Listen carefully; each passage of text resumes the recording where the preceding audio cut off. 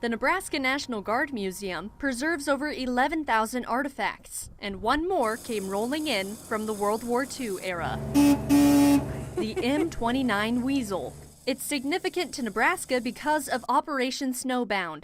Operation Snowbound was our largest domestic call-up of the National Guard after World War II, and it was for the blizzard of '49, where we had about 30 some of the 93 counties that were declared disaster areas that could not get any type of help other than this vehicle right here. Imagine this World War II vehicle traveling over 40-foot snowbanks to rescue Nebraskans. And this Weasel even came with an amphibious attachment to help it float on water.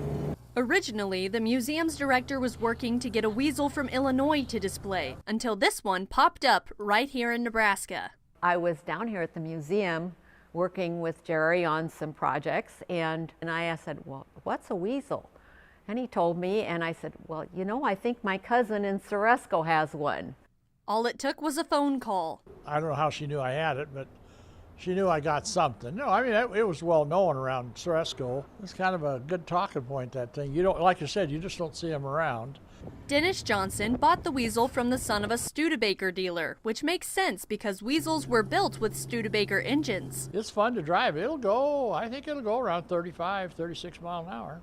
After fixing it up, Johnson sold it to the Nebraska National Guard Museum for $5,000. Plus, it's a bonus as it runs so well. We can use it in our parades during the 4th of July, during the snowstorm. If there were ever a snowstorm like '49, this would be the only vehicle that could get out. Within 2 weeks, an Army veteran drove it off a trailer to its new home in Seward. The Weasel is cumbersome on concrete, and this one was designed to move through still water, but it could also drive smoothly on terrain like snow. This one's a little bit different because it's driven with 2 stick levers, comparable to like a bobcat or a skid steer.